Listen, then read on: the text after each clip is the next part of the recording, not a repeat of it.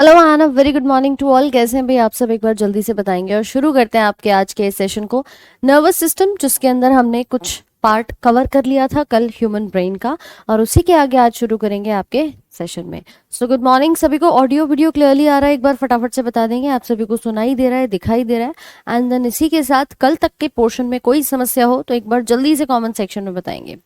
देखिए, कल हमने कुछ बात की थी आपके फोर ब्रेन के बारे में।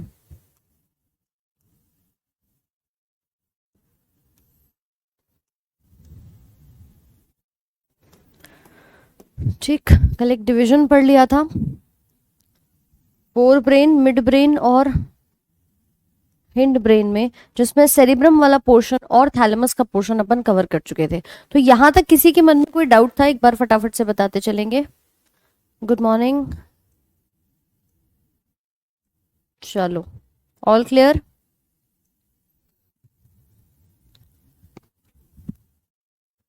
All right. सो ये पोर्शन कल हमने पढ़ा था, हमने समझा कि ये हमारे आईक्यू के लिए, मेमोरी के लिए इम्पॉर्टेंट होता है। ठीक है, हम जो भी सीखते हैं लर्निंग के लिए, उन सभी चीज़ों के लिए महत्वपूर्ण होता है। अगर कोई भी स्टूडेंट कल वाली क्लास में नहीं था तो एक बार ज़रूर से देख लेना, क्योंकि कल जो आपका पोर्शन था वो नर्वस सिस्टम का पहला पार्ट था, उसको ज़रूर से एक बार देख लीजिएगा।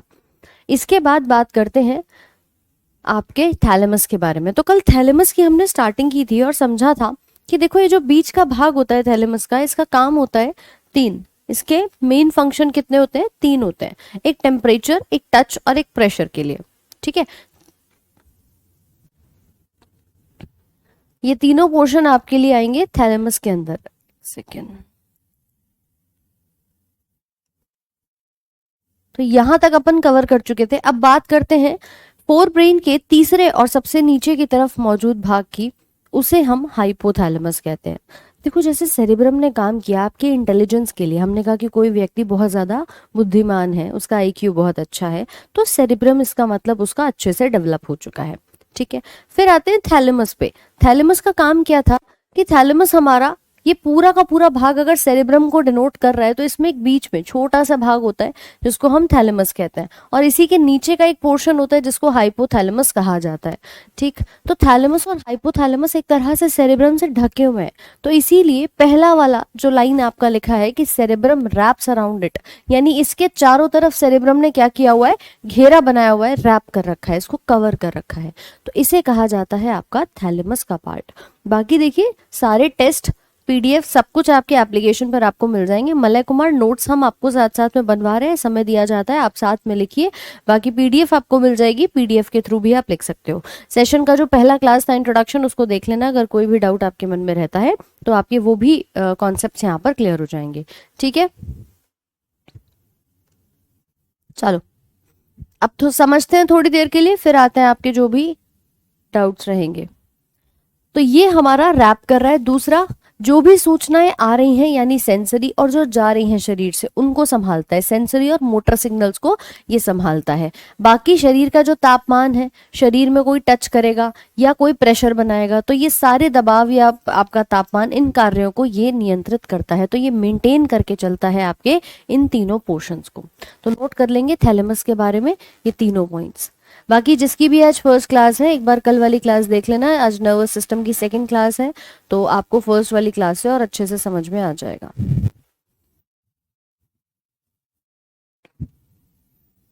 ठीक है, साथ साथ में लिखते चलो भाई फटाफट से।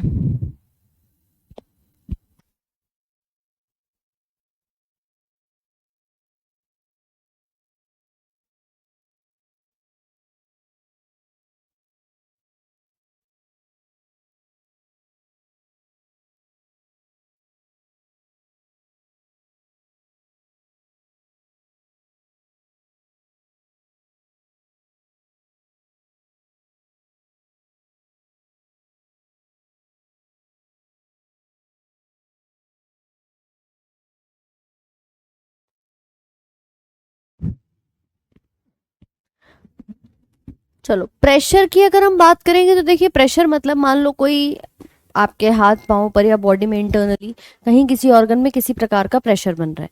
या फिर हम बात करें, कभी कभी ऐसा होता है कि आपके लेट्स सपोज कि हाथ पांव पर चोट लग रही है, किसी ने कुछ दबाव बना दिया, कुछ रख दिया है, तो आपका हाथ जो है उसमें एक प्रेशर फील कर पा रहा है कि हाँ भाई कुछ दब रहा है। ठीक है, तो इन सभी चीजों को नियंत्रित करने का काम हमारे थैलेमस का देखा जाता है। मोटर सिग्नलिंग मतलब जितनी भी सूचनाएं ब्रेन में आई, वहां से प्रोसेस होने के बाद जो वापस जाती है वो हमारे मोटर सिग्नल्स के थ्रू वापस जाती है। तो इसीलिए सेंसरी मतलब जो आ रही है, मोटर मतलब जो जा रही है, ये पार्ट आपका कहा जाता है।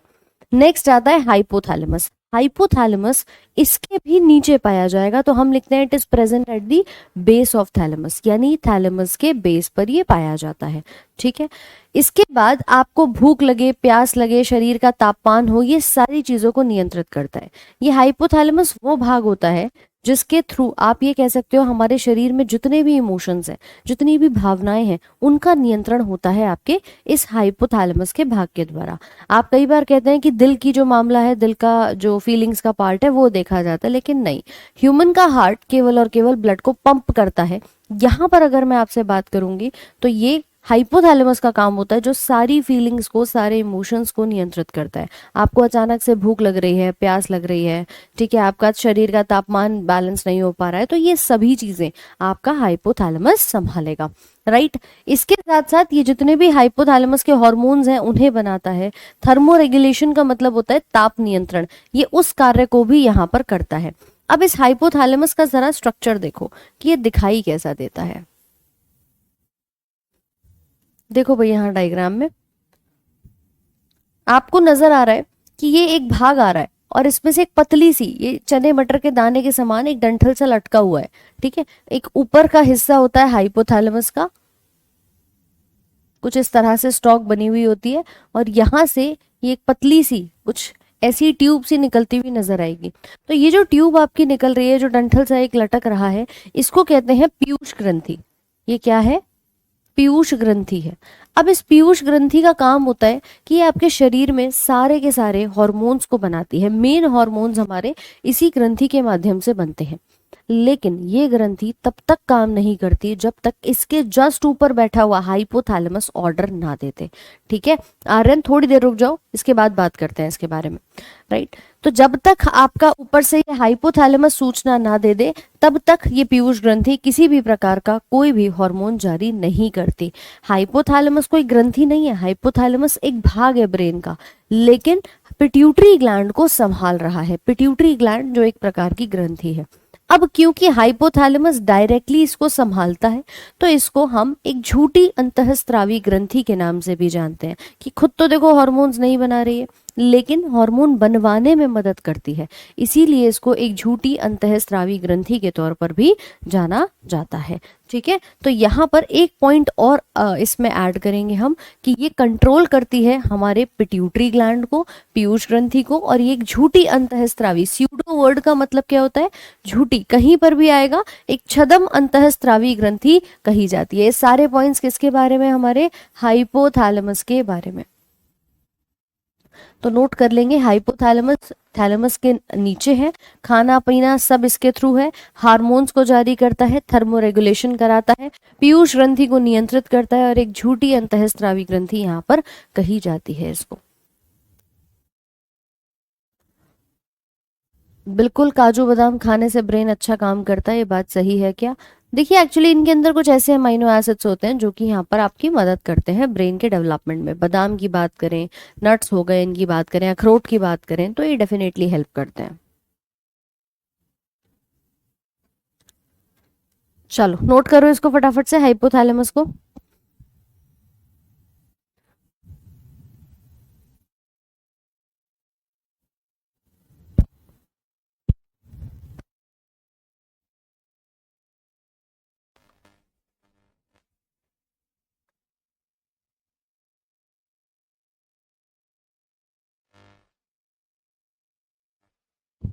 क्लियर है यहाँ तक सभी?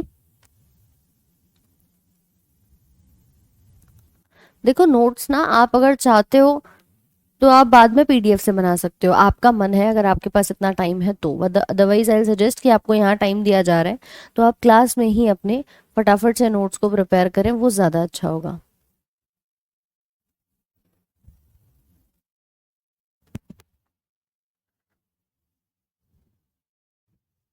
चलो ये लिख लो, उसके बाद जो पीछे का रह गया है वो भी दिखा देंगे एक बार। यहां तक हो गया सभी का?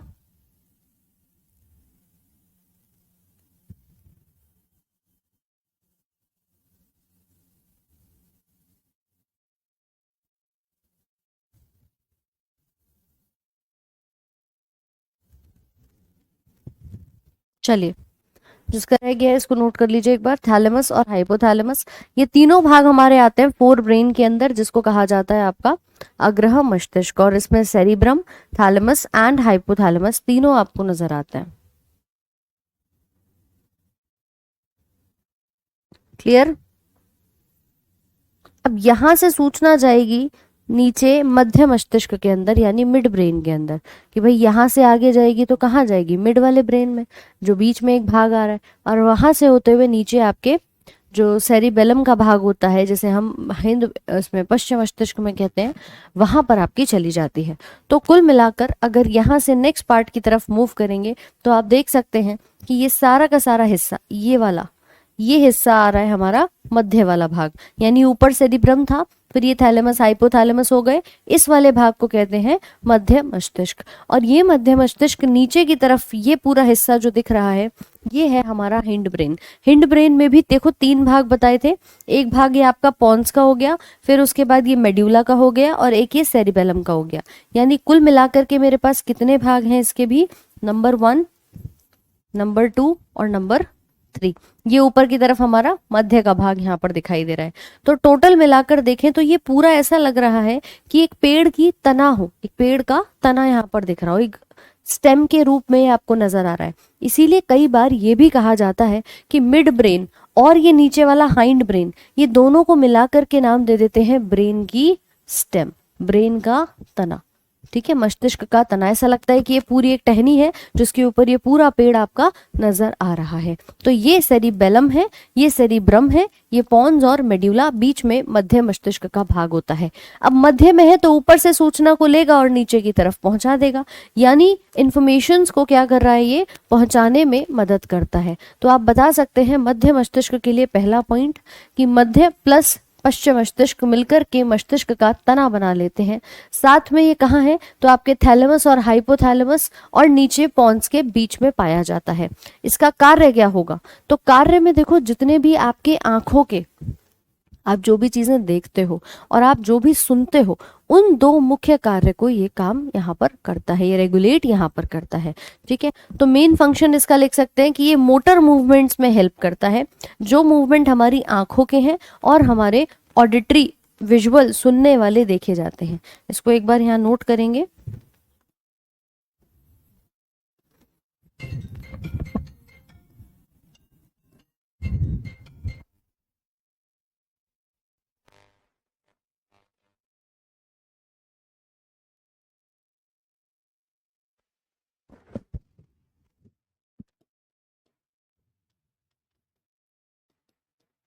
यह है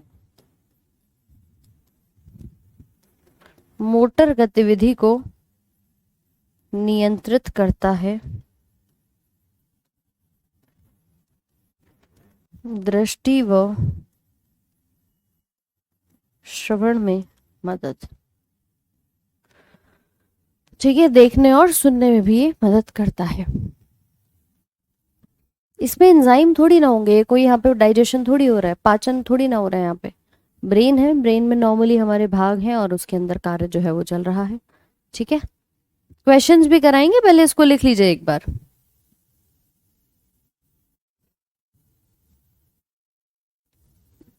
फिर उसके बाद ब्रेन के बाद पढ़ेंगे स्पाइनल कॉर्ड को, तो फटाफट से एक बार नोट करो इसे। अभी आपकी तबीयत कैसी है? अंकुश मेरी बिल्कुल ठीक है, आई होप कि आप लोग भी ठीक होंगे। मुझे फीवर हो गया है, तो भैया संभाल के रहो, ध्यान रखो, है ना। अभी मौसम बहुत खराब चल रहा है, तो इस समय पर अपनी सेहत का ध्यान रखना बहुत ज़रूरी है। तो आप लोग भी थोड़ा सा स्वस्थ रहिए और बच करके रहिए, बारिश वारिश में कोशिश करो कि ना भीगो। ये है मध्य मस्तिष्क, कहाँ है? तो ऊपर फोर ब्रेन और नीचे हिंड ब्रेन के बीच में पाया जाता है, और ये छोटा सा काम इसका होता है। देखो कभी कभी नाम आता है मोटर मूवमेंट्स का। मोटर मूवमेंट्स का मतलब क्या होता है? लेट्स सपोज करो कि आपने सामने रखा हुआ है एक पानी का ग्लास, ठीक है, एक छोटा सा रिफ्लेक्स मैं आप लोगों को यहाँ पर बता देती हूँ। लेट्स सपोज कि आपके सामने रखा हुआ है एक पानी का ग्लास। अब उस पानी के ग्लास को कौन देख रहा है? आपकी आंखें जो है वो देख रही हैं, मतलब आप उसको ऑब्जर्व कर रहे हो। अब आपके आंखों से, यानी जिन आंखों ने इसको देखा, इस ग्लास को, यहाँ से सूचना जाती है आंखों से ब्रेन तक, ब्रेन में सेंट्रल नर्वस सिस्टम तक। तो सेंट्रल नर्वस सिस्टम तक जो सूचना जा रही है, इसको ले जाने का काम किसका है? ले जाने का काम है सेंसरी नसों का, ठीक है, जो संवेदी के नाम से जानी जाती है। ये संवेदी नसें होती हैं जो लेकर के जाती हैं। फिर ब्रेन ने जब इसको देखा, भाई आंखें ग्लास को देख रही हैं, आपको प्यास लग रही है, तो ब्रेन क्या ऑर्डर देगा? ब्रेन कहेगा कि यार पानी पीना है, तो हाथ आगे बढ़ा और पानी पी ले। आंखों से देख करके क्या काम चलेगा? तो तब हमारा ब्रेन ऑर्डर भेजता है हमारे हाथों तक, ठीक है, हमारे हाथ तक, और ये ऑर्डर आता है मोटर नसों के द्वारा, ठीक है, मोटर नस। तो ध्यान रखना कि एक संवेदी होती है जो हमारे ब्रेन तक सूचना को लेके जाती है, और ब्रेन से जो वापस लाती है किसी हाथ तक। हाथ ने अपना मतलब बेसिकली आपके ब्रेन से जब हाथ तक सूचना आई तो आपने हाथ आगे बढ़ाया, पानी उठाया, पी लिया, ऐसा ही होता है ना। तो इसी को कहा जाता है मोटर नस, इसको कहा जाता है सेंसरी नस। आप यहाँ पर इसको फटाफट से इसीलिए नोट कर सकते हैं, ये मोटर मूवमेंट्स जितने भी होते हैं उनको संभालता है।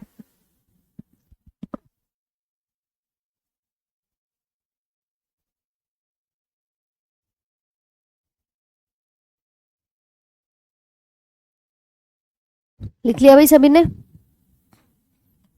चलो नेक्स्ट बात करते हैं पश्चिम मस्तिष्क के बारे में। और पश्चिम मस्तिष्क में फिर से 3 भाग आते हैं, जिसमें पहला भाग आपका पॉन्स का, दूसरा मेड्यूला, तीसरा सेरिबेलम का भाग यहाँ पर होता है। एक एक करके शुरुआत करेंगे कि देखिए आगे से फोर ब्रेन से सूचना आ गई मध्य में, मध्य से कहाँ चली जाएगी? पश्चिम मस्तिष्क के अंदर चली जाएगी, यानी अगले वाले भाग में चली जाती है। तो जरा अगर हम यहाँ पर देखेंगे तो पश्चिम मस्तिष्क का पहला भाग होता है आपके पॉन्स वेरोली का। पॉन्स वेरोली जो होता है, इसमें बहुत सारे आपके फाइबर्स होते हैं जो एक साथ ब्रेन के अंदर जोड़ करके रखने का ये काम कर रहा होता है। मतलब बेसिकली ये कुछ फाइबर से मिलकर के बना हुआ होता है जो हमारे अलग अलग भागों को जोड़ करके रखता है, ब्रेन में इंटरकनेक्शन बनाने का काम करता है। साथ में यही वाला जो पॉन्स का भाग होता है, ठीक है, इसका काम होता है कि ये ऊपर से सूचना फोर ब्रेन से लेकर आएगा और नीचे सेरिबेलम तक लेकर के चला जाएगा। ठीक है, अगर आप सिंपल सा एक डायग्राम देखोगे तो भाई ये वाला हिस्सा है पॉन्स का, ठीक है, ये यहां से सूचना ला रहा है और यहां तक लेके जा रहा है, इस सेरिबेलम तक लेकर के जा रहा है। तो ये एक रिले सिग्नल की तरह बना रहा है कि ऊपर से सूचना आई, इसके रास्ते होकर के चली गई। तो इसको कहते हैं पॉन्स वाला हिस्सा, जो कि आपको यहाँ पर दिखाई दे रहा है बिल्कुल बीच में। साथ में ये हमारे यूरिनरी ब्लैडर, जिसको मूत्राशय कहा जाता है। आपको पता है कि हमारा यूरिन कुछ समय के लिए स्टोर हो सकता है ब्लैडर के अंदर, कुछ टाइम तक स्टोर हो सकता है, फिर जब प्रेशर बढ़ता है तब आप उसको एक्सक्रीट कर देते हैं। तो उस ब्लैडर के मूवमेंट्स को कंट्रोल करने का काम हमारे पॉन्स का होता है। मतलब सोचो ब्रेन के साथ ही सारे कार्य नियंत्रित हैं। आपके चेहरे पे बहुत सारे एक्सप्रेशंस आते हैं, अचानक से तुम दुखी, उदास, एक्साइटेड, मतलब अलग अलग रूप एक्सप्रेशंस के थ्रू दे देते हो, वो एक्सप्रेशंस भी हमारा ब्रेन ही नियंत्रित करता है। ठीक है, तो इसीलिए ध्यान रखिएगा ये पॉन्स के भाग के अलग अलग कार्य यहाँ पर दिखाई देते हैं, मूत्राशय का नियंत्रण और चेहरे की अभिव्यक्तियों का नियंत्रण। तो एक बार फटाफट से लिख लीजिए इसे कि पॉन्स के अंदर जो अलग अलग फाइबर हैं, जो रेशे हैं, ये कनेक्ट करते हैं अलग अलग भागों को और जोड़ करके कुछ रिले सिग्नल का काम कर रहे हैं, ऊपर से सूचना को लाएंगे और नीचे की तरफ ले जाएंगे। ठीक है भाई, सभी को समझ में आ रहा है? भेजो एक थम्स अप का साइन फटाफट से। कौशल सब मिल जाएगा वहीं पर, आपके फोल्डर बने हुए हैं उसी के अंदर आपको मिल जाएगा। बॉडी का बैलेंस अभी आगे बढ़ेंगे, वो आपका बनाता है सेरिबेलम। ये है पॉन्स वेरोली। एग कहाँ बनता है? एग तो ओवरी के अंदर बनता है, यहाँ थोड़ी बनता है ब्रेन में। चलो लिख लिया सभी ने? जो हिंदी मीडियम में है वो हिंदी लिखेंगे, जो इंग्लिश में है वो इंग्लिश में नोट कर लेंगे, छोटी छोटी सी 2 लाइंस हैं। चलो भाई आगे बढ़ते हैं, इनके फंक्शंस को लिख लीजिए। ये कार्य पॉन्स का देखा जाता है।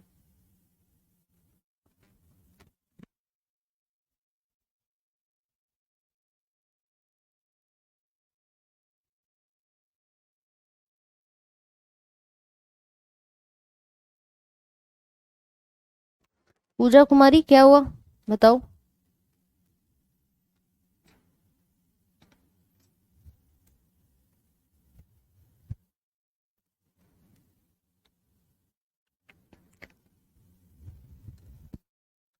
सूचना आती है ब्रेन में, एक तरफ से आएगी, दूसरी तरफ प्रोसेस होगी, आगे चली जाएगी। इससे ज्यादा क्या टफ है मैम? पॉन्स एक हिस्से का नाम है, ठीक है, ये एक हिस्से का नाम है यहाँ पर, जो कि आपके ब्रेन में पश्चिम मस्तिष्क में दिखाई देता है। पोस्टमैन नहीं होता, पोस्ट ऑफिस, उसकी तरह काम करता है ये। इधर से लिया, आगे भेज दिया। डाकिया है, चिट्ठी आई, आगे की तरफ फॉरवर्ड कर दी। तो ये बिल्कुल एक पोस्ट ऑफिस वाला काम यहाँ पर निभाता है। ठीक है, चलो भाई आगे बढ़ते हैं। नेक्स्ट पार्ट आता है आपका, जिसको नाम दिया जाता है हमारा सेरिबेलम। अब जरा इस हिस्से को देखो कि मैम ये वाला पार्ट तो हमें दिख रहा है एक तने की तरह, है ना, ये तो चलो मान लिया मैंने एक स्टेम है, लेकिन ये पीछे का जो हिस्सा होता है ना इतना, इसे कहते हैं सेरिबेलम। अब तक आप ऊपर वाले भाग को पढ़ रहे थे, फोर ब्रेन को पढ़ रहे थे, फिर आपने मध्य में छोटा सा हिस्सा देखा, फिर आपने यहाँ पॉन्स का हिस्सा देख लिया, लेकिन ये जो पार्ट आपको दिख रहा है पीछे की तरफ, अगर इसको खोल दिया जाए, अब जरा इसको ध्यान से देखो, अगर इसको खोल दिया जाए तो ऐसा नहीं लग रहा जैसे कि एक पेड़ की शाखा खुल गई हो? क्यों भाई, दिख रहा है सभी को कि नहीं? अभी अभी सब बताएंगे कहाँ कैसे क्या हो रहा है। देखो ऐसा लग रहा है कि जैसे पेड़ की शाखा खुल रही हो। ये भाग है सेरिबेलम का। ये सेरिबेलम आपके शरीर में या आपके ब्रेन के अंदर अगर मैं बात करूं तो सबसे बड़ा हिस्सा आपको दिखाई दे रहा है ऊपर वाला, जिसको आपने कहा सेरिब्रम। उसके नीचे सेकंड लार्जेस्ट पार्ट के तौर पर ये हमें दिखाई देता है सेरिबेलम का भाग। यानी कि अगर मैं इसको लार्जेस्ट कह सकती हूँ कि भैया ये लार्जेस्ट पार्ट है, तो ये वाला भाग क्या है, ये सेकंड नंबर पे लार्जेस्ट है, क्योंकि इतना बड़ा हिस्सा मुझे और कोई तो दिखाई दे नहीं रहा। दूसरी बात कि ये हमारे कंप्लीट बैलेंस को बनाता है। आप में से कई लोगों ने एक बात नोट करी होगी कि जब कोई शराब का सेवन करता है तो शराब के सेवन करने के बाद व्यक्ति लड़खड़ा के चलता है, सीधा नहीं चल पाता। देखा है सबने लगभग, ठीक है। क्यों नहीं चल पाता मैम? क्योंकि वो शराब ब्रेन में जाती है और ब्रेन में जाकर के इस वाले भाग को प्रभावित करती है, और इस भाग को प्रभावित करेगी तो आप सीधे नहीं चल पाओगे, क्योंकि यही भाग हमें सीधा चलने के लिए बैलेंस बनाता है, हमारा पोस्चर बनाता है। व्यक्ति कैसे खड़ा हुआ है, किस प्रकार से उसका पोस्चर है, क्या वो गतिविधि सीधे कर पा रहा है कि नहीं कर पा रहा, तो ये सारे पार्ट हमारे होते हैं सेरिबेलम के। मेड्यूला भी पढ़ेंगे अभी। ये होते हैं सेरिबेलम के। पोस्चर और लोकोमोशन को ये यहाँ पर बनाता है। तो आप इसके बारे में कुछ पॉइंट जरा नोट कर लीजिए कि ये आपके बैलेंस और पोस्चर को बनाएगा, संतुलन और मुद्रा को। सेकंड लार्जेस्ट पार्ट है ब्रेन का। मसल टोन को, मतलब मांसपेशियों को भी एडजस्ट करके रखता है। हमारी जितनी भी ऐच्छिक मांसपेशियां हैं ये उसको भी क्या करता है, नियंत्रित करता है। मतलब हम अपनी मर्जी से चलना चाह रहे हैं, ऐच्छिक क्रियाएं, उनको संभालने में मदद करेगा। और ये हमारे इक्विलिब्रियम को, यानी शरीर के संतुलन को बनाने में भी कार्य करता है। ठीक है। ब्रेन इतनी सालों की याद कैसे याद कर पाता है? खातिक, इतने सालों की हो चाहे कितने भी आपके महीनों की हो, वो याद आपका सारा सेरिब्रम का हिस्सा होता है। वो ऐसा भाग है जिसके अंदर आपके जीवन में जो भी गतिविधियां हुई हैं वो स्टोर हो जाती हैं कुछ छोटे छोटे से पैकेट्स के रूप में, और वहां पर वो रहती हैं। तो फिर आप उसको रिकॉग्नाइज कर पाते हो कि भैया बचपन में तो मैं ये काम किया करता था, या मैंने यहाँ पर घूम कर आया था। तो हर चीज आपकी मौजूद होती है। ठीक है, लिखेंगे सेरिबेलम, ये हमारा कुछ इस प्रकार से नजर आता है। और जैसे अगर आपने बोला कि एक पार्ट यहाँ पर नोट कर लेना, ये एक पेड़ की तरह दिख रहा है, तो इसको हम एक वर्ड बोलते हैं आर्बर वाइटे ऑफ लाइफ। ये शब्द आता है सेरिबेलम के लिए, आर्बर वाइटे ऑफ लाइफ। इसका मतलब होता है ट्री ऑफ लाइफ, मतलब जीवन का वृक्ष। ठीक है, तो ये हम इसी के लिए देते हैं, ये सेरिबेलम है।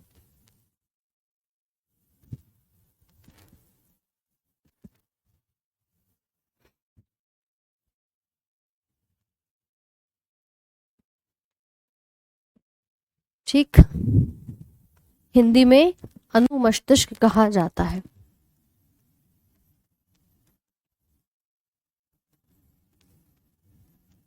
छोटा दिमाग। वो देखा है साउथ इंडियन मूवीज में, व्यक्ति आया पीछे से अटैक किया और बेहोश वहीं पर, तो वो सेरिबेलम वाले पार्ट पर अटैक चला जाता है उसके।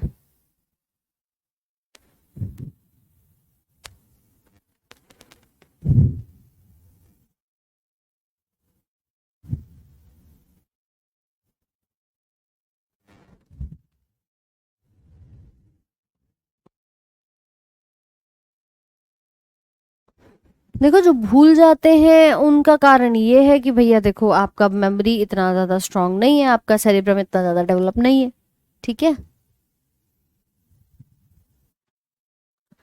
जब व्यक्ति की डेथ हो जाती है उसके बाद लगभग 7 से 8 मिनट तक आपका ब्रेन जो है ना वो जिंदा रहता है। उसके बाद कहीं जाकर के उसकी डेथ होती है। तो ब्रेन डेथ होती है, ब्रेन भी खत्म होता है, लेकिन ब्रेन 7 से 8 मिनट तक रहता है जीवित। ठीक है।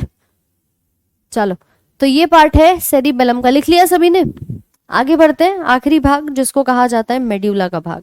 मेड्यूला ऑब्लोंगाटा का जो भाग है ये हमारे नीचे की तरफ रीढ़ की हड्डी से जुड़ा हुआ है। कि पूरा ब्रेन का जो हम एक तना बना रहे थे कि भैया यहाँ से ये चीजें निकल रही हैं, तो अगर ये आखिरी भाग है तो इससे जुड़ करके आपकी पूरी नीचे की तरफ एक स्पाइनल कॉर्ड चली जाती है। तो ये स्पाइनल कॉर्ड रीढ़ की हड्डी मेरुदंड से जुड़ा है। और मेड्यूला कोई काम अलग से नहीं करेगा, लेकिन ये जितनी भी अनैच्छिक गतिविधियां हैं उनको संभालने का काम करता है। यानी कि आपने मान लीजिए आपको छींक आ रही है, रोक तो नहीं सकते ना, अपनी मर्जी से रोक नहीं सकते। आपको खांसी आ रही है, आप रोक नहीं सकते। सेकंड थिंग कि मान लीजिए आपको छींक हो गई, खांसी हो गई, उल्टी आ रही है, उल्टी को भी आप रोक नहीं सकते, आ रही है तो आएगी। दिल धड़क रहा है तो धड़केगा, तुम अपनी मर्जी से कंट्रोल नहीं कर सकते। खाना पच रहा है तो पचेगा, आप अपनी मर्जी से नहीं संभाल सकते। या आप ये नहीं कह सकते भाई थोड़ी देर बाद पच जाना, थोड़ा रुक जाओ, है ना। और इसके अलावा आपके शरीर में ब्लड पंप किया जा रहा है हार्ट के थ्रू। मीन्स जितनी भी ऐसी गतिविधियां हैं जो आपके कंट्रोल में नहीं है, जो अपने आप कार्य करती हैं, उनको संभालता है मेड्यूला। अनैच्छिक गतिविधियों को कुछ भी नहीं पढ़ना, सिर्फ एक वर्ड याद करके जाना है मेड्यूला के लिए कि ये संभालता है इनवॉलेंट्री एक्शंस। इनवॉलेंट्री एक्शंस का मतलब क्या होता है? अनैच्छिक गतिविधियां। अब तुम सोच के देखना कौन सी गतिविधि अनैच्छिक है, कौन सी नहीं है। ठीक है, जैसे कि रेस्पिरेशन हो गया, सांस ले रहे हो अपनी मर्जी से, आप रोक नहीं सकते। हृदय संबंधी जितने भी आपके कार्य होते हैं, गैस्ट्रिक सिक्रीशंस हैं। नंबर 4 लिख लेना, उल्टी आ रही है किसी को, खांसी है, छींकना है, संभाल थोड़ी सकते हैं। तो ये गतिविधियां संभालता है हमारा मेड्यूला ऑब्लोंगाटा। ठीक है, चलो।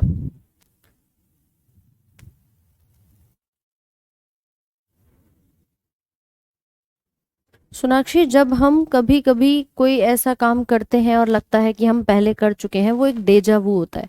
वो ब्रेन की एक ऐसी आपकी प्रॉपर्टी होती है जिसमें हमें प्रतीत होता है, लेट्स सपोज कि आप अभी पढ़ रहे हो तो आपको लगेगा ऐसा तो मैं पहले भी पढ़ चुका हूँ।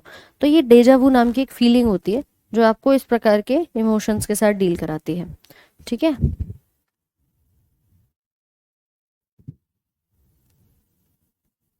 तो लिख लेंगे, इसे कहते हैं मेड्यूला ऑब्लोंगाटा।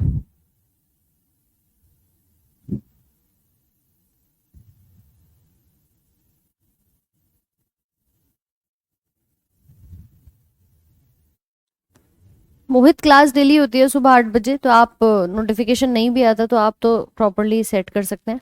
और बाकी इवेंट चेक कर लिया करो, क्लास लगी हुई होती है ना। रात को एक बार सोने से पहले इवेंट चेक कर लिया करो, सुबह 8 बजे वाला क्लास लगी रहती है आपकी, तो आप अपना सुबह नोटिफिकेशन ना भी आए तो भी अटेंड कर सकते हो। चलो भाई, क्लियर है सभी को?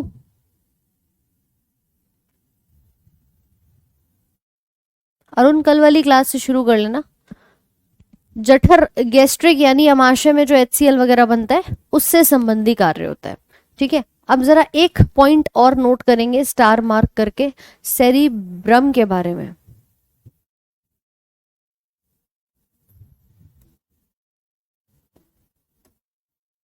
एक नोट करके लिखिएगा।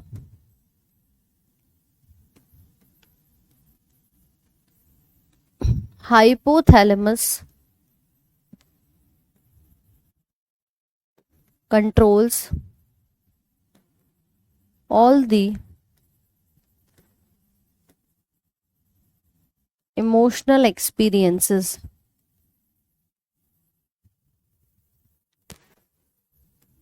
उसमें डर, motivation, love, anger, attraction, cravings, etcetera. It is controlled by the inner parts of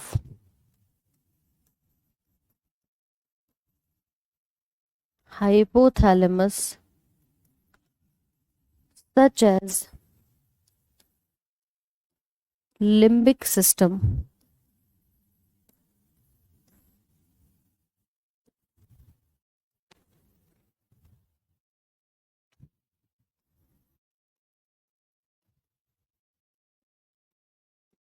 भावनाओं जिसमें डर, गुस्सा, प्यार, मोटिवेशन, लगाव आदि को हाइपोथैलेमस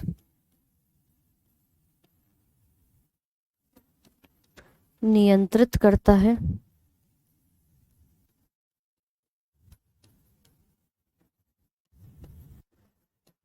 इसके भीतरी भाग का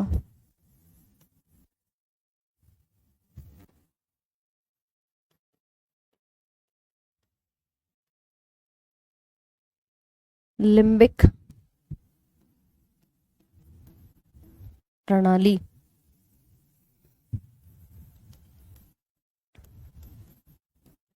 मुख्य कार्य होता है. अब देखो भाई, आपके सामने दो नाम लिखे हुए हैं. दो में से पहला नाम जो आप देख रहे हो वो है लिम्बिक प्रणाली का और एक है हाइपोथैलेमस का. हमारे शरीर में ये जो हाइपोथैलेमस होता है, ये जितने भी इमोशंस हैं, आपके जितने भी भावनाएं हैं, उनको संभालने का काम करता है. पहला, भावनाओं में सारी आती हैं, चाहे डर हो, मोटिवेशन हो, लव हो, गुस्सा हो, अट्रैक्शन हो, क्रेविंग्स मतलब अचानक भूख प्यास लग रही है, इन सब को ये संभालता है. कई बार क्या होता है, ऑप्शन में हाइपोथैलेमस दिया है, आप ठीक कर दोगे, इमोशंस के लिए आप इसको करेक्ट कर दोगे, ठीक है. अट्रैक्शन के बाद लिखा हुआ है क्रेविंग्स. लेकिन मान लो अगर ऑप्शन में हाइपोथैलेमस नहीं है, ठीक है, लेट्स सपोज कि अगर ऑप्शन में हाइपोथैलेमस नहीं दिया हुआ है, तो इसका जो भीतरी भाग होता है, जो एक्चुअली में आपकी भावनाओं को संभालता है, वो कहलाता है लिम्बिक सिस्टम. तो यहां पर अगर ये नाम मिल जाए लिम्बिक प्रणाली का, तो इसको ठीक कर देना, क्योंकि यही एक्चुअल भाग होता है जो इसको संभालने का काम करता है. एमिगडाला है, हिप्पोकैम्पस, पार्ट्स और भी बहुत सारे होते हैं. लिम्बिक सिस्टम कई बार पेपर में आपका पूछा जा चुका है, ठीक है. लिखो इसे जल्दी से.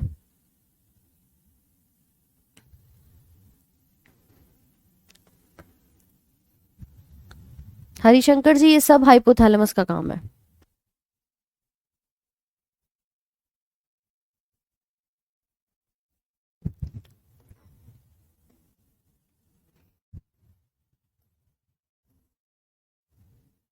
देखो, जैसे मान लो ये क्वेश्चन है आपके सामने, तो इसका आंसर क्या लगाओगे?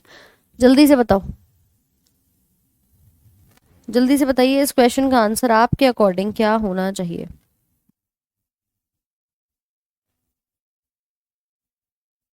इसमें पूछा है जो इमोशंस को कंट्रोल करे. अब ऑप्शन में लिम्बिक सिस्टम भी है, ऑप्शन में हाइपोथैलेमस भी है, तो अब तुम क्या आंसर लगाओगे? देखो, हाइपोथैलेमस करता है, लेकिन अगर ऑप्शन में दिया हुआ है लिम्बिक सिस्टम, तो आप इसको ठीक करके आएंगे, ठीक है. तब हम इसको यहाँ पर ठीक करके आएंगे. तो इसीलिए इस क्वेश्चन में आंसर सी मत लगाना. सी नहीं होगा. नॉर्मली हम इसको कहते हैं कि जब पार्ट दिया हुआ है तो आपका ए ऑप्शन है. अगर ये ऑप्शन में नहीं होता तो हाइपोथैलेमस पे जाते, तो आप हाइपोथैलेमस आंसर लगाते. क्लियर है? तो अब इसको जल्दी से एक बार लिख लो.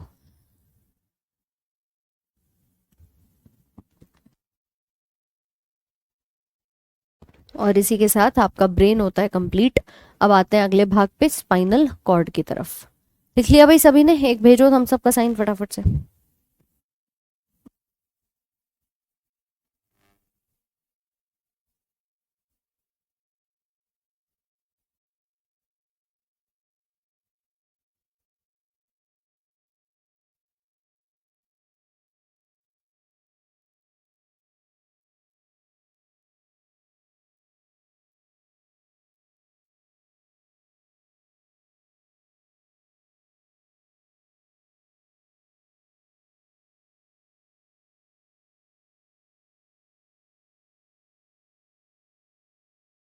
हाँ विशु, बिल्कुल हो जाएगा।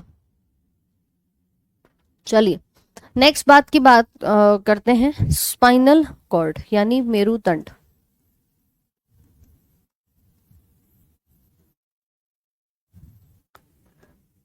ये वो भाग है जो कि सेकंड नंबर पे आपके सेंट्रल नर्वस सिस्टम में आता है, मेरु रज्जु के नाम से ये जाना जाता है। अब इससे पहले हमने पूरा का पूरा देखो भाग पढ़ा था कि हमारे ब्रेन के और स्पाइनल कॉर्ड को मिला करके हम बनाते हैं केंद्रीय तंत्रिका तंत्र। याद करो नर्वस सिस्टम की स्टार्टिंग में, तो सेंट्रल नर्वस सिस्टम किससे बना होता है? इस स्पाइनल कॉर्ड से। ये स्पाइनल कॉर्ड कहाँ निकल रही है? बिल्कुल नीचे की तरफ, आपको ब्रेन से नीचे निकलती हुई दिखाई दे रही है। तो अगर हम इसका रूप देखेंगे कि भैया दिखाई कैसी देती है, तो जरा देखिए इधर, देखो हमारे पूरे बॉडी के अंदर, जैसे अभी हमने स्केलेटल में पढ़ा था कि पूरे रीढ़ की हड्डी में पीछे की तरफ ब्रेन से कनेक्टेड आपको ये हड्डियों का ढांचा दिखाई देता है। अब ब्रेन से इसी हड्डियों के ढांचे में अंदर जा रही होगी एक पतली सी नस जिसको स्पाइनल कॉर्ड कहा जाता है। ठीक है, इसी को स्पाइनल कॉर्ड कहते हैं। ये देखो जरा, ये दोनों तरफ क्या लगी है? हड्डियां लग रही हैं, ये हड्डियां हैं। ठीक है, ये हड्डी आपका पूरा जोड़े में है, और ये ब्रेन से नीचे की तरफ जो आ रही है पतली सी एक नस है जिसको स्पाइनल नस हमें यहाँ पर देखने को मिल जाता है। ये देख सकते हैं, ये ब्रेन से निकलती हुई कुछ ऐसे हड्डी है, हड्डी के बिल्कुल बीच में एक ऐसे कैविटी होती है, एक पाइप होती है छोटी सी, उस वाले हिस्से में ये आपकी नस जो है वो जा रही होती है। अब जैसे रीढ़ की हड्डी में 26 हड्डियां थी, बताया था, cervical, thoracic, lumbar, sacral, coccyx, right. और इसी प्रकार से हम इस स्पाइनल की नसों को भी क्या करते हैं? 5 भागों में बांट देते हैं। तो जरा एक बार इसको लिख लेंगे कि हमारा जो स्पाइनल कॉर्ड होता है ये लगभग 40 से 50 सेंटीमीटर लंबाई में देखा जाता है। साथ में ये हमारे पहले लंबर वर्टिब्री में जाकर के खत्म हो जाती है। भाई देखो, सर्वाइकल, थोरैसिक, लंबर, लंबर में जो L1 का भाग आता है, ये नस सिर्फ यहीं तक आती है और यहाँ पर आकर आप देखेंगे ये खत्म हो जाएगी। ये पार्ट है इसके L1 का। इसके बाद जो नीचे वाली नसें होती है ना, वो उस L1 से ही निकलती है, मतलब उसी के नीचे से निकलती हुई दिखाई देती हैं। तो अगर आपसे पूछा जाए कहाँ पर खत्म हो रही है, तो जरा डायग्राम में ध्यान से देखो, जो पार्ट मार्क किया है L1 तक ये आपकी दिखाई देती है, उसके बाद नीचे वाली सारी L1 से ही निकलती हुई नजर आती है।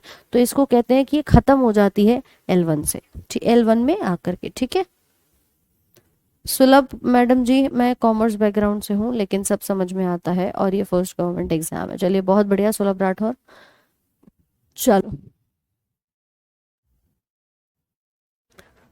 तो इसको लिख सकते हैं कि यह पहली लुम्बर यानी कि उदर, उदर कशेरुक में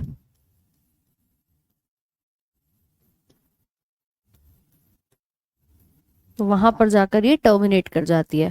मानव के अंदर 31 जोड़ी होते हैं, और खरगोश में पूछ लेता है कभी कभी, तो 37 जोड़ी यहाँ पर मेरुरज्जु के पाए जाते हैं। लिखिए फटाफट से।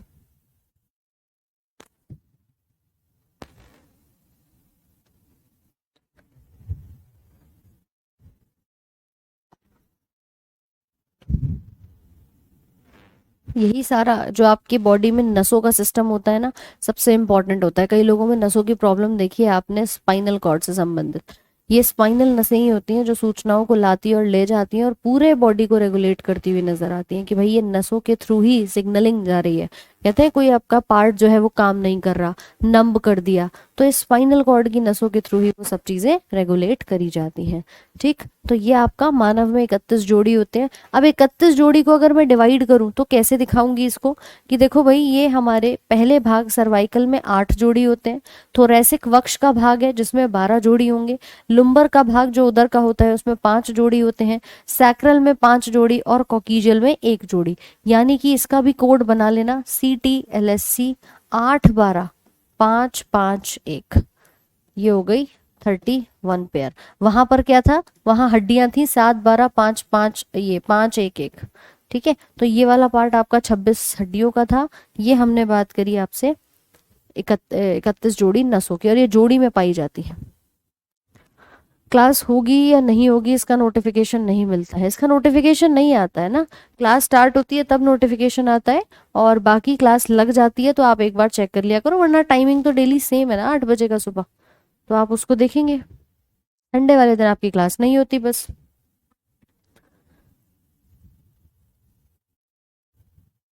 ट्रांसप्लांट तो देखो सब कुछ हो सकता है, ब्रेन भी हो सकता है, हार्ट भी हो सकता है, डिपेंड करता है टिश्यू मैचिंग और बाकी सारे पार्ट्स पर।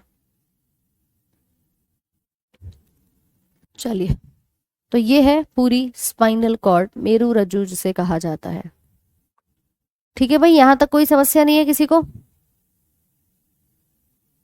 ब्रेन में 2 भाग नर्वस सिस्टम के, सेंट्रल जो हमने अभी पढ़ा, अगला शुरू करेंगे पेरीफेरल नर्वस सिस्टम। देखिए किसी को अगर पैरालिसिस हो जाए और उसके साथ आप देख रहे हैं कि भाई ब्रेन का क्या कनेक्शन है, तो ब्रेन ही आपके पूरे, आपने कहा ना आप सीधे चल पा रहे हो सेरिबेलम के थ्रू, आप सोच पा रहे हो सेरिब्रम के थ्रू, आपकी अनैच्छिक गतिविधियां मेड्यूला के थ्रू, हर भाग यही नियंत्रित करता है। तो अगर कोई किसी की बॉडी पैरालाइज हो जाती है, नम हो जाती है, इसका मतलब उसका पोस्चर पूरा डिस्टर्ब हो चुका है, सेरिबेलम पर अफेक्ट आया है। और इसके साथ साथ आपके कई सारे वायरस भी, जैसे पोलियो वायरस होता है उसमें देखा जाता है। तो बहुत सारे ऐसे सिम्टम्स होते हैं जो सीधे ब्रेन में अटैक करते हैं और फिर जाकर के आपके रोगों को कराते हैं। ठीक है, चलो एक बात ध्यान रखना, हमेशा सारा रेगुलेशन ब्रेन से ही होता है, इसीलिए इसको मुख्य नियंत्रण केंद्र कह रहे हैं, ये नहीं तो कुछ भी नहीं। राइट, ये नर्वस सिस्टम का पहला भाग हम पढ़ चुके हैं, सेंट्रल नर्वस सिस्टम में ब्रेन और स्पाइनल कॉर्ड। अब दूसरा शुरू करते हैं जिसमें सारी की सारी क्या आती है, नसें आती हैं, यानी कि आपका पेरिफेरल नर्वस सिस्टम। तो अगला वाला भाग एक बार लिख लीजिए, पेरिफेरल नर्वस सिस्टम। देखो ये भी 2 भागों में बटा होता है, परिधीय तंत्रिका तंत्र। इसका एक डायग्राम बनाएंगे कि इसका पहला भाग आता है सोमैटिक नर्वस सिस्टम, और दूसरा भाग आता है ऑटोनॉमिक नर्वस सिस्टम।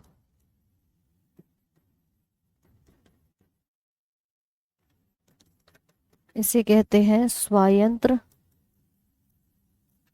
तंत्रिका तंत्र। और सोमा शब्द किसके लिए आता है, देह के लिए, शरीर के लिए, तो इसे कहते हैं देहिक तंत्रिका तंत्र।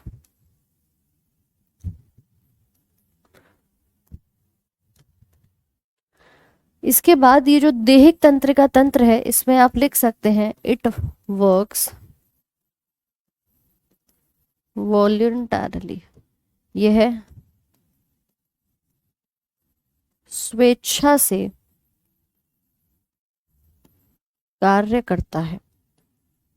ठीक है, ये हमारी मर्जी से इसमें काम चलता है, जैसे कि रिफ्लेक्स एक्शन,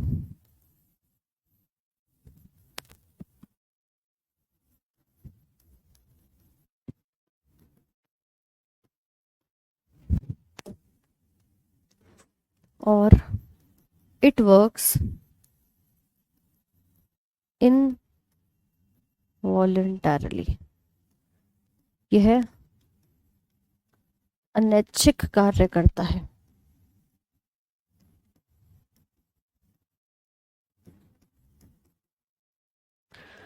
हम इसको दोबारा से दो भागों में बांट देते हैं। पहला सिंपैथेटिक नर्वस सिस्टम और दूसरा होता है para sympathetic nervous system. Sympathetic को कहते हैं अनुकंपी और पैरासिम्पैथेटिक को कहते हैं परानुकंपी। तो ये दो भाग होते हैं, एक एक करके जरा समझेंगे दोनों को। देखो भाई, देहिक परानुकंपी, परानुकंपी अलग है, देहिक वाला अलग है। पहला वाला हमने कहा सोमैटिक। सोमैटिक मतलब हमारे शरीर के अंगों से संबंधित है, देह से संबंधित है। यानी कि मैडम इसके अंदर हम जो भाग देखेंगे उसमें हमारे ऑर्गन्स जो है वो इंडल्ज होंगे और साथ साथ में ये हमारी इच्छा से काम करेगा, ये स्वेच्छा से काम करता है, हमारी मर्जी से काम करता है। ठीक है, अब तक तो हमने ब्रेन और स्पाइनल कॉर्ड पढ़ा, लेकिन ये सारा जो सिस्टम है ना, इस पेरिफेरल नर्वस सिस्टम के दो भाग हमने पढ़े हैं, पहला सोमैटिक और दूसरा आपका जिसे कहा जाता है ऑटोनॉमिक नर्वस सिस्टम। तो ऑटोनॉमिक में तो नाम ही आ रहा है अनैच्छिक के, ऑटोमेटिक काम करेगा, हमारी मर्जी से नहीं करेगा। लेकिन हाँ, सोमैटिक वाला हमारी मर्जी से करता है। जैसे मान लो गलती से तुम्हारे हाथ पे कोई पिन चुभा दे, होता है आपके हाथ पे किसी ने पिन चुभा दी, तो तुम तुरंत क्या करोगे, हाथ पीछे खींच लोगे कि भैया दर्द हो रहा है। आपका इस पूरे प्रोसेस में पता नहीं चला, टाइम जरा सा भी नहीं लगा, सेकंड्स का भी टाइम नहीं लगा, एक सेकंड नहीं लगता, पिन चुभी, तुमने हाथ पीछे खींच लिया। होता है कि नहीं होता, पहले समझ लो एक बार। ठीक है, आपके बॉडी के अंदर जब भी कुछ ऐसी क्रिया होती है कि आपके पिन चुभी, तो आपके हाथ से सूचना गई ब्रेन तक कि यार पिन चुभ गई है, और ब्रेन दोबारा एक नस के थ्रू सिग्नल भेजता है, ऑर्डर भेजता है कि यार पिन चुभ रही है, दर्द हो रहा है, तो हाथ पीछे खींच ले। इस पूरे प्रोसेस में आपका सेकंड्स का समय नहीं लगता, आपने तुरंत हाथ पीछे खींच लिया। इस क्रिया को रिफ्लेक्स एक्शन कहते हैं। ठीक है, इस क्रिया को रिफ्लेक्स एक्शन कहते हैं, क्योंकि हमारी मर्जी से काम कर रहा है। भाई दर्द होगा हमें तभी तो हम हाथ पीछे खींचेंगे, वरना लोगों को दर्द भी होता रहता है, लोग फिर भी हाथ पीछे नहीं हटाते हैं, तो वो कहानी अलग होती है, वो उनकी मर्जी है। तो ऐसी गतिविधियों को हम रिफ्लेक्स एक्शन बोलते हैं। रिफ्लेक्स एक्शन के अंदर ही एक भाग लिख लेना जिसमें एक ऑर्गन से, ऑर्गन नंबर पहला, यहां से सूचना जाएगी ब्रेन तक, सेंट्रल नर्वस सिस्टम तक, और यहां से सूचना आती है ऑर्गन नंबर दूसरे पे। अब जैसे एक हाथ से सूचना गई और दूसरे हाथ पर आपके आ गई, तो यहां से जब सूचना आपकी गई है तो ये जाती है संवेदी नसों के द्वारा, सेंसरी नसों के द्वारा।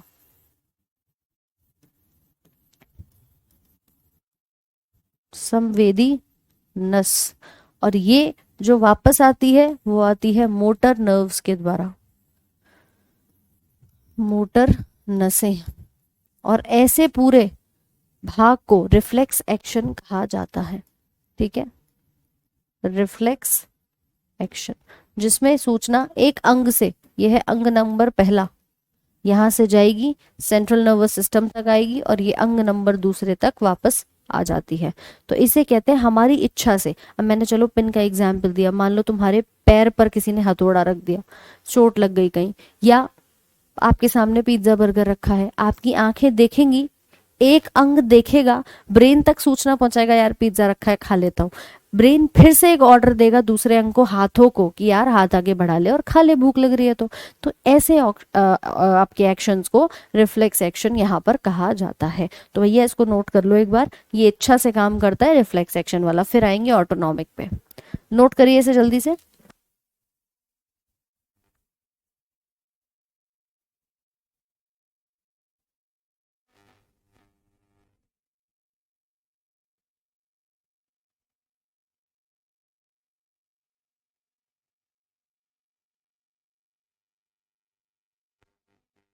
सभी को समझ आया? फटाफट से बताओ भाई। पेरिफेरल में सारी नसें आती हैं और ये सोमैटिक वाला खेल भी नसों का ही आप देख रहे हो कि नसें ही सूचना ला रही हैं और लेकर के जा रही हैं। ठीक है, चलो बहुत बढ़िया। मयंक राय फर्स्ट ईयर में है बीएससी और अभी से तैयारी कर रहे हैं, बहुत ही बढ़िया।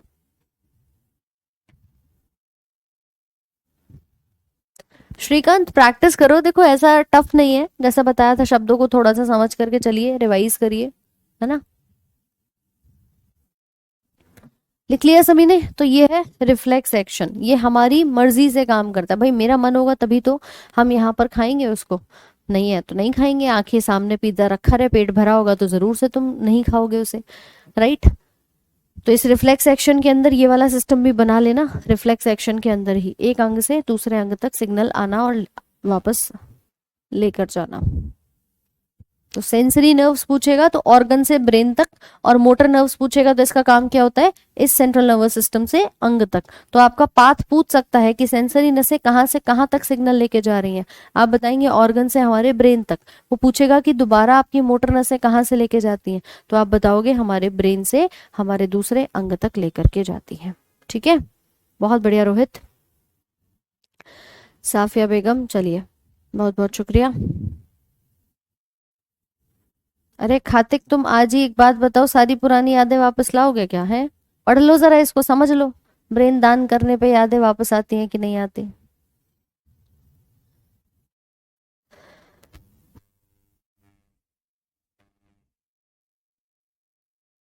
चलिए, तो ये था ऑटोनॉमिक, ये सोमैटिक वाला। सोमा वर्ड कहीं पर भी आ जाए ना, सोमा, सोमा मतलब होता है बॉडी, मतलब देह, शरीर से संबंधित है, तो तुरंत समझ जाओगे कि अच्छा बॉडी की चक्कर चल रहा है यहाँ पे। दूसरा ऑटोनॉमिक है, इसको बना लेना। ऑटोनॉमिक मतलब हमारी मर्जी से ये काम नहीं करता। इसमें दो भाग आते हैं, अनुकंपी और परानुकंपी। अनुकंपी वाला जो भाग होता है और परानुकंपी का जो भाग होता है, यहाँ पर आपके सडन रिएक्शंस आते हैं अचानक से, और इनको हम पढ़ेंगे कल वाली क्लास में। ठीक है, क्योंकि आज तो देखो टाइम हो चला है, कल ये चैप्टर खत्म हो जाएगा। ये लास्ट में ऑटोनॉमिक वाला पार्ट आपका खत्म करना है और एक न्यूरॉन का पार्ट पढ़ना है, तो कल ये चैप्टर आप लोग का खत्म हो जाएगा। आज के लिए रखेंगे बस इतना ही, इसको नोट कर लेना, पीडीएफ मिल जाएगी। और कोई भी समस्या लगे तो भाई कल आप पूछ सकते हो, क्योंकि कल ये चैप्टर खत्म हो जाएगा। अपने जो भी इस चैप्टर के डाउट्स हो वो आप बता देना। अमन कुमार, टोन का मतलब होता है मांसपेशियां थोड़ी बैलेंस रहती हैं। टोनिंग करना मतलब होता है कि मांसपेशियों में कभी कभी क्या होता है, थकावट की वजह से लैक्टिक एसिड ज्यादा बन जाता है, तो मसल्स का भी एक बैलेंस बनाकर रखना बहुत जरूरी होता है। ठीक है, चलो, यहाँ तक लिख लीजिएगा, बाकी मुलाकात करेंगे आपसे कल सुबह। कल तो खैर संडे है। अच्छा, कल आपकी क्लास रहेगी और उस क्लास की टाइमिंग ना रात तक आपका इवेंट शेड्यूल हो जाएगा, तो एक बार चेक कर लेना। हालांकि 10 बजे आपकी क्लास रखूंगी कल मैं, संडे है लेकिन फिर भी हम कल आपकी क्लास रखेंगे। ठीक है, तो कल संडे समझ करके ये मत कहना मैम क्लास नहीं होगी, कल भी सुबह क्लास आपकी रखी जाएगी। एक बार रात को कंफर्मेशन के लिए अपना 8-9 बजे करीब इवेंट चेक कर लेना, ताकि आप लोग भी कंफर्म हो जाओ कि हाँ भाई सुबह क्लास होनी है। ठीक है, तो इसीलिए कल संडे हो चाहे मंडे हो, पेपर आने वाला है, तो भाई पढ़ लो बढ़िया तरीके से। बाकी मिलते हैं आपसे कल सेम टाइम पर, लगभग सुबह 10 बजे ही आप लोगों की क्लास रहेगी। And till then thank you so much.